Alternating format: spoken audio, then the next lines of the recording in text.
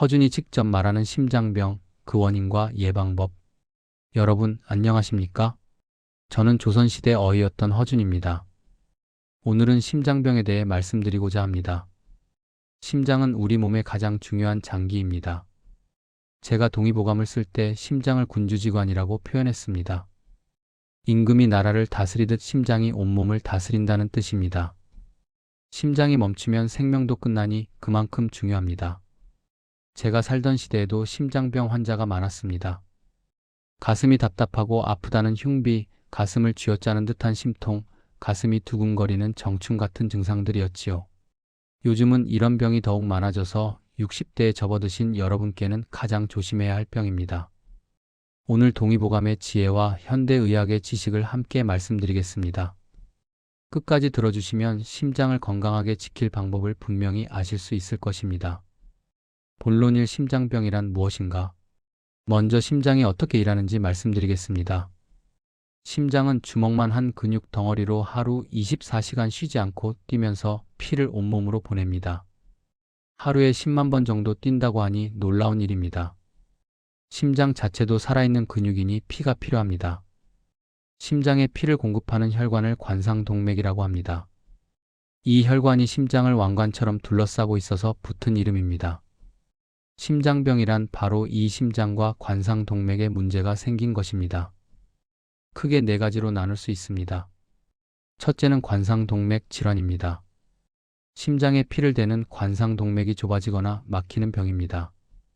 혈관이 좁아져서 가슴이 아픈 것을 협심증, 완전히 막혀서 심장 근육이 죽는 것을 심근경색이라고 합니다. 가장 흔하고 위험한 심장병입니다. 둘째는 부정맥입니다. 심장이 불규칙하게 뛰는 것입니다. 너무 빨리 뛰거나 느리게 뛰거나 건너뛰는 증상입니다. 셋째는 심부전입니다. 심장의 펌프 기능이 약해져서 피를 제대로 못 보내는 상태입니다. 그러면 온몸에 피가 부족하고 다리가 붓습니다. 넷째는 판막 질환입니다. 심장 안에 판막이 제대로 안 닫히거나 안 열리면 피의 흐름이 엉망이 됩니다. 제가 동의보감에 기록한 흉비와 심통은 주로 관상동맥 질환에 해당합니다. 가슴이 답답하고 조이는 듯 아픈 증상이니까요. 정충은 부정맥에 가깝습니다. 당시 저는 이런 증상들이 기혈순환의 문제라고 봤습니다. 심장으로 가는 기와 피의 흐름이 막히면 심장이 제대로 일하지 못한다고 생각했습니다. 요즘 말로 하면 관상동맥이 막혀서 심장 근육에 피가 안 가는 것과 같습니다. 본론이 심장병은 왜 생기는가? 심장병의 가장 큰 원인은 관상동맥이 막히는 것입니다. 이것을 동맥경화증이라고 합니다. 관상동맥 안쪽 벽에 기름때가 끼기 시작합니다. 콜레스테롤이라는 기름 성분이 혈관 벽에 들러붙는 것입니다. 수십 년 동안 계속 쌓이면 혈관이 점점 좁아집니다. 비유를 하나 들어보겠습니다. 집에서 쓰는 수도관을 생각해 보십시오. 새 수도관은 안이 깨끗해서 물이 시원하게 잘 흐릅니다. 그런데 오래 쓰면 녹이 슬고 때가 끼면서 관이 좁아집니다. 우리 혈관도 똑같습니다. 젊을 때는 혈관이 깨끗하고 넓지만 나이가 들면 때가 껴서 좁아지고 막힙니다. 제가 동의보감에서 이것을 담음과 어혈로 설명했습니다. 담음은 몸속에 나쁜 습기와 기름이 뭉쳐서 끈적끈적하게 된 것입니다. 요즘 말로 하면 콜레스테롤과 중성지방이지요. 어혈은 피가 제대로 흐르지 못하고 정체되어 엉긴 것입니다. 그런데 왜 어떤 사람은 동맥경화가 심하고 어떤 사람은 괜찮을까요? 여러 위험 요인이 있습니다. 첫째는 고혈압입니다. 혈압이 높으면 혈관벽이 계속 압력을 받아 손상되고 콜레스테롤이 더 잘 달라붙습니다. 둘째는 당뇨병입니다. 혈당이 높으면 혈관벽이 상하고 피가 끈적끈적해져서 잘 막힙니다. 당뇨병 환자는 심장병 위험이 두세 배 높습니다. 셋째는 고지혈증입니다. 피 속에 나쁜 콜레스테롤이 많으면 혈관에 많이 쌓입니다. 넷째는 흡연입니다. 담배는 혈관을 수축시키고 피를 끈적끈적하게 만들며 혈관벽을 직접 손상시킵니다. 담배를 피우는 사람은 심장병 위험이 2배 이상 높습니다. 다섯째는 비만입니다. 특히 뱃살이 많으면 위험합니다. 내장 지방이 많으면 나쁜 호르몬이 분비되어 혈관을 상하게 합니다. 여섯째는 운동 부족입니다. 몸을 안 움직이면 혈액순환이 나빠지고 혈관이 약해집니다. 일곱째는 스트레스입니다. 이것이 아주 중요합니다. 스트레스를 받으면 긴장 호르몬이 나와 심장을 빨리 뛰게 하고 혈관을 수축시키고 혈압을 올립니다. 제가 동의보감에서 가장 강조한 것도 칠정을 조절하라는 것이었습니다. 기쁨, 노여움, 걱정, 생각, 슬픔, 두려움, 놀람이라는 7가지 감정이 지나치면 몸을 상하게 합니다. 특히 노여움과 걱정은 심장을 직접 상하게 합니다. 제가 진료했던 한 양반이 계셨습니다. 50대 후반이셨는데 성격이 급하고 화를 자주 내셨습니다. 가슴이 자주 답답하고 아프다고 하셨지만 치료를 미루셨습니다. 그러다가 어느 날 큰 화를 내시다가 갑자기 쓰러지셨습니다. 아마도 심근경색이었을 것입니다. 만약 평소 화를 다스리고 쉬엄쉬엄 일하셨다면 막을 수 있었을 것입니다. 본론 3. 심장병의 증상과 전조신호. 심장병은 갑자기 오는 것 같지만 오기 전에 몸이 신호를 보냅니다. 이 신호를 알아차리면 큰 병을 막을 수 있습니다. 첫째, 가슴이 아픕니다. 가장 중요한 신호입니다. 가슴 한가운데가 조이거나 짓누르는 듯 아픕니다. 마치 코끼리가 가슴을 밟고 있는 것 같다고 표현합니다. 통증이 왼쪽 팔이나 턱, 목 등으로 퍼지기도 합니다. 몇 분 동안 계속되다가 사라지면 협심증일 가능성이 높습니다. 30분 이상 계속되고 점점 심해지면 심근경색일 수 있습니다. 이것은 응급 상황입니다. 둘째, 숨이 찹니다. 계단을 오르거나 조금만 걸어도 숨이 차고 헉헉거립니다. 운동할 때만 그런다면 협심증일 수 있습니다. 가만히 있어도 숨이 차고 누우면 더 심하다면 심부전일 수 있습니다. 셋째, 가슴이 두근거립니다. 심장이 불규칙하게 뛰거나 너무 빨리 뜁니다. 가슴이 덜컹하면서 한 박자 건너뛰는 느낌이 들기도 합니다. 이것은 부정맥의 증상입니다. 넷째, 피곤하고 기운이 없습니다. 별로 한 일도 없는데 몹시 피곤하고 늘 누워있고 싶습니다. 심장이 약해져서 온몸에 피를 제대로 못 보내기 때문입니다. 다섯째, 다리가 붓습니다. 저녁이 되면 발과 발목이 퉁퉁 붓습니다. 심장이 약해져서 피가 다리에서 잘 안 올라오기 때문입니다. 여섯째, 소화가 안 됩니다. 명치가 답답하고 체한 것 같습니다. 많은 사람들이 이것을 소화불량으로 착각합니다. 하지만 심장이 명치 바로 위에 있어서 심장이 아플 때 명치가 불편할 수 있습니다. 제가 아는 한 분이 며칠 전부터 명치가 답답하고 소화가 안 된다고 하셨습니다. 그냥 체했나 보다 하고 소화제를 드셨습니다. 하지만 계속 불편하고 식은땀도 나셨습니다. 나중에 병원에 가보니 심근경색이었습니다. 다행히 빨리 발견해서 치료를 받아 목숨은 건졌습니다. 이런 증상들이 하나라도 있다면 절대 무시하지 마십시오. 특히 운동할 때나 스트레스 받을 때 증상이 생기다가 쉬면 좋아진다면 협심증의 전형적인 패턴입니다. 지체 없이 병원에 가보셔야 합니다. 본론사 심장병의 진단과 현대 치료. 심장병이 의심되면 병원에서 여러 검사를 합니다. 가장 기본은 심전도 검사입니다. 가슴에 전극을 붙여서 심장의 전기 신호를 기록합니다. 몇 분이면 끝나고 아프지도 않습니다. 운동 부하 검사도 합니다. 러닝머신 위에서 걷거나 뛰면서 심전도를 재는 것입니다. 심장 초음파 검사는 심장의 모양과 움직임을 보는 검사입니다. 관상동맥 조영술은 가장 정확한 검사입니다. 다리나 팔의 혈관으로 가느다란 관을 넣어 심장까지 밀어넣고 조영제를 주입하면서 엑스레이를 찍습니다. 그러면 관상동맥이 어디가 얼마나 막혔는지 정확히 보입니다. 검사 결과 협심증이나 심근경색이 확진되면 치료를 시작합니다. 약물 치료가 기본입니다. 혈전을 막는 아스피린, 혈관을 넓히는 약, 심장의 부담을 줄여주는 약, 콜레스테롤을 낮추는 약 등을 씁니다. 심근경색처럼 급한 경우에는 응급시술을 합니다. 막힌 혈관을 뚫는 것입니다. 스텐트 시술은 다리 혈관으로 가느다란 관을 넣어 막힌 관상동맥까지 밀어넣습니다. 그리고 풍선을 부풀려서 막힌 곳을 넓히고 그물 같은 스텐트를 넣어두면 혈관이 다시 좁아지지 않습니다. 혈관이 너무 많이 막혔으면 관상동맥 우회술이라는 수술을 합니다. 다른 곳에 혈관을 떼어다가 막힌 곳을 우회해서 연결하는 것입니다. 이런 현대의학의 치료는 정말 놀랍습니다. 제가 살던 시대에는 상상도 못할 일들입니다. 그러니 심장병이 의심되거나 증상이 나타나면 즉시 병원에 가야 합니다. 특히 심근경색은 시간과의 싸움입니다. 가슴을 쥐어짜는 듯한 통증이 20분 이상 계속되면 즉시 119에 전화하십시오. 빨리 병원에 가서 막힌 혈관을 뚫어야 심장 근육이 죽지 않습니다. 본론호 한의학적 치료와 회복기 관리. 심장병의 급성기 치료는 현대의학이 담당해야 합니다. 생명을 구하는 것이 최우선이니까요. 하지만 급성기가 지나고 회복하는 과정에서는 한의학이 큰 도움이 됩니다. 침 치료부터 말씀드리겠습니다. 심장병 환자에게는 주로 가슴과 팔 등에 침을 놓습니다. 내관혈이라는 혈자리가 팔목 안쪽에 있는데 이곳에 침을 놓으면 가슴이 답답한 것이 풀리고 심장이 편안해집니다. 협심증이나 부정맥에 특히 효과가 좋습니다. 신문혈은 손목에 있는 혈자리로 심장의 기운을 조절합니다.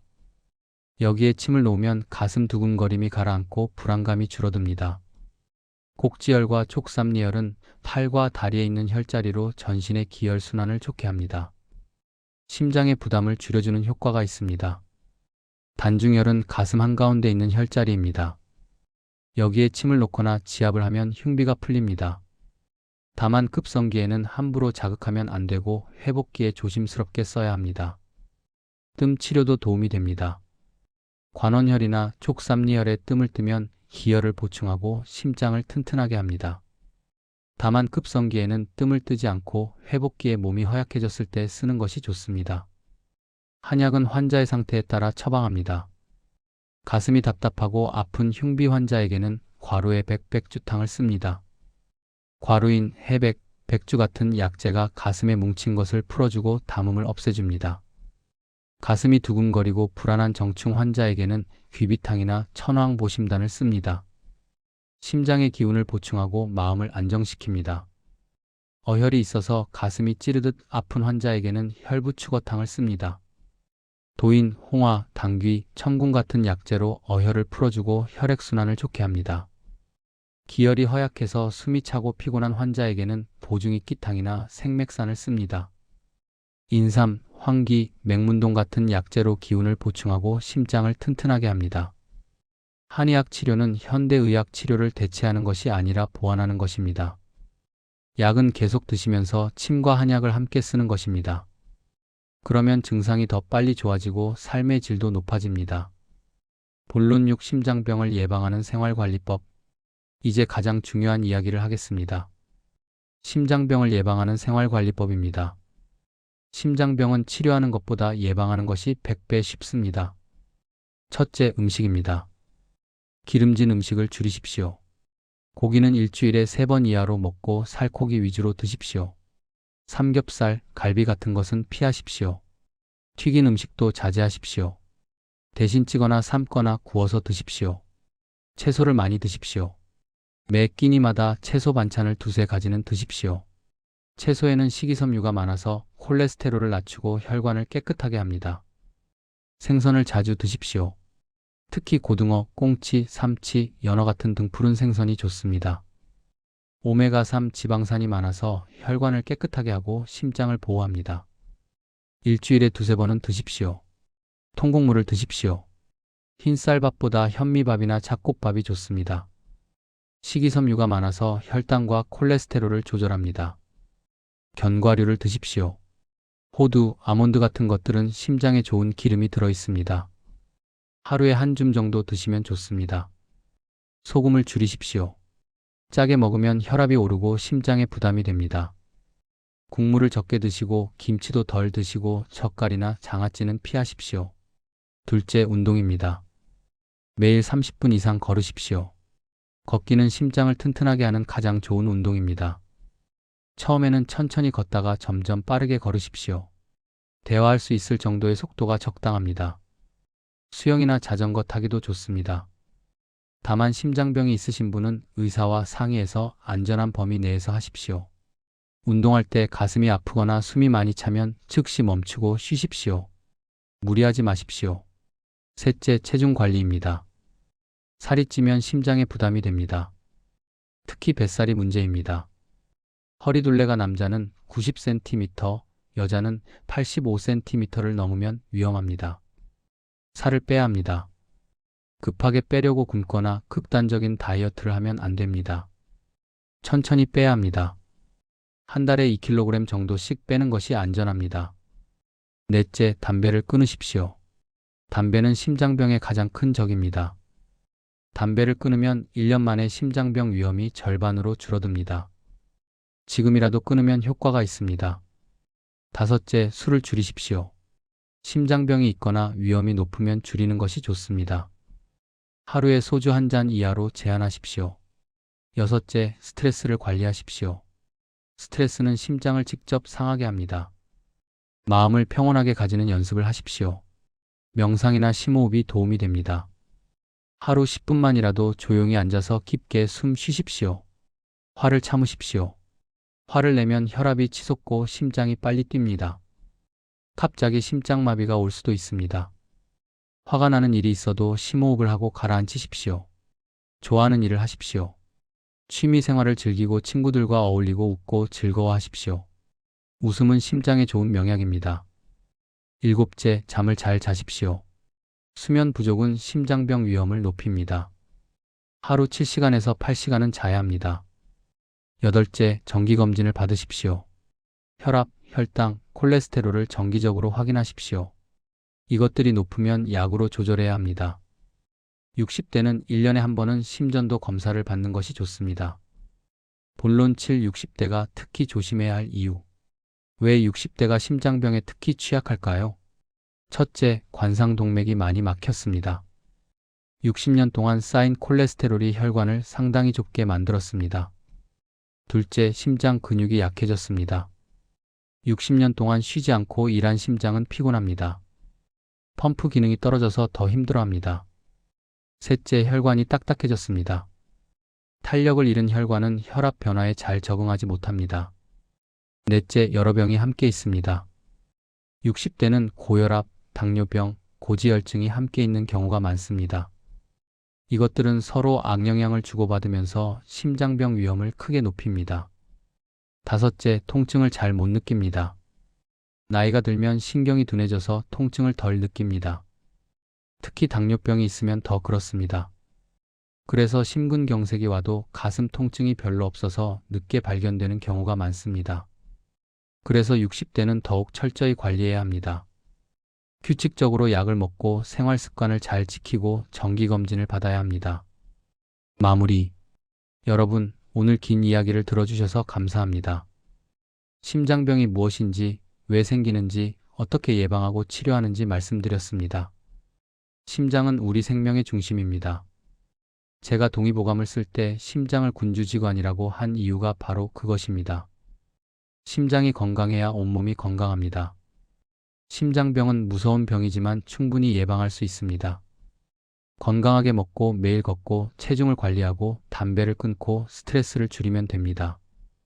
간단한 일상의 실천이 심장을 지킵니다. 만약 가슴이 아프거나 숨이 차거나 이상한 증상이 있으면 절대 참지 마십시오. 즉시 병원에 가십시오. 심장병은 시간이 생명입니다. 빨리 치료받으면 살 수 있습니다. 현대의학의 발전 덕분에 심장병도 이제 많이 치료할 수 있게 되었습니다. 이런 치료를 적극적으로 받으십시오. 한의학 치료도 함께 활용하십시오. 회복기의 침과 한약은 큰 도움이 됩니다. 가장 중요한 것은 지금 당장 시작하는 것입니다. 오늘 하루 건강하게 먹고 30분 걷고 마음 편히 지내십시오. 그것을 내일도 하고 모레도 하십시오. 그렇게 매일 실천하면 건강한 심장을 지킬 수 있습니다. 저는 이제 물러가겠습니다. 여러분 모두 심장 건강하게 지키시고 오래오래 건강하게 사십시오. 제가 오늘 드린 말씀들을 가슴에 새기시고 꼭 실천해 주십시오. 건강하십시오. 감사합니다.